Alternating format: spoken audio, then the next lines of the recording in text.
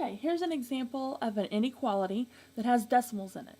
A lot of you don't like to work with decimals, so I'm going to show you a way to get rid of the decimals before solving the equation to make it a little easier. On the problem like this, if I move the decimal point 2 times to the right, I can get rid of that decimal point and make the number 315. But if I move the decimal on one of the numbers, I have to do it to all of them. If I move this decimal twice to the right, that makes this number 320. If I move this number twice to the right, that makes it 459. Now I have an equation with no decimal points in it. This is just like the ones that you've been solving, so you should be able to do this. The first step would be to change it to addition. The second step is find the variable, and what's being added to it is 315, so we add the opposite to both sides.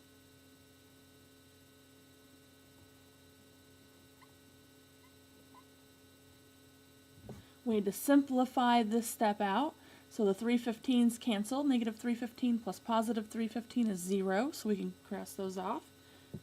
We're left with negative 320. P is less than, and when we add 459 plus negative 315, we get 144.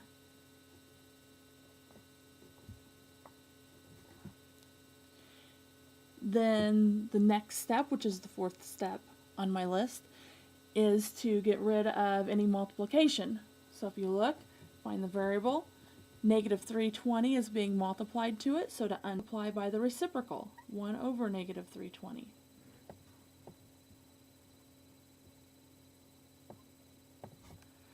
On the left side, these two numbers cancel out and become 1s, so 1 times p is p. The coefficient of p was negative, therefore the sign flips and points the other direction. And 144 times 1 is 144. And then we divide by what's on bottom of the fraction. So 144 divided by negative 320 is 0.45.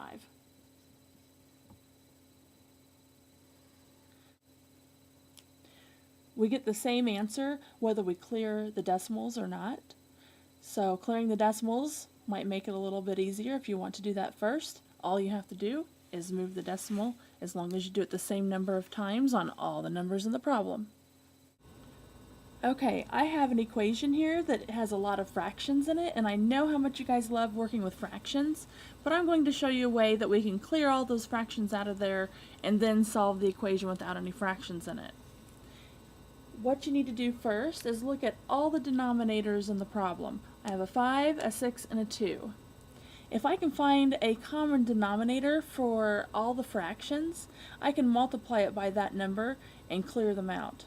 So I'm going to pick the number 30 because I know 5 goes into 30, 6 goes into 30, and 2 goes into 30. I'm going to multiply the whole equation by 30. If I multiply negative 2/5 by 30, I can do my work off to the side. Negative 2/5 times 30. I know that the 5 and the 30 will cancel out because 5 goes into 30 6 times.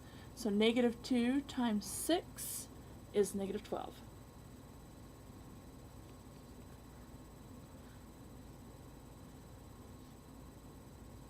Bring down my plus sign. I know that 1/6 of 30 is 5. And then 3/2 times 30.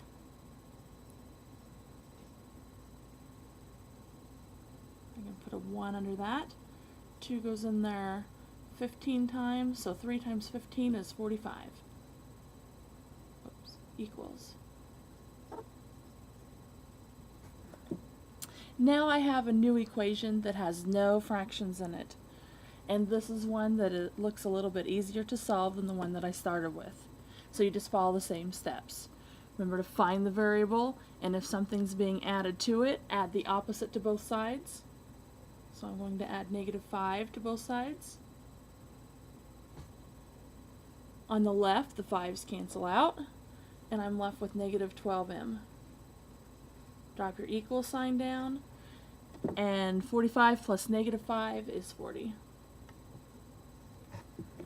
Then if something's being multiplied to the variable, you multiply both sides by the reciprocal.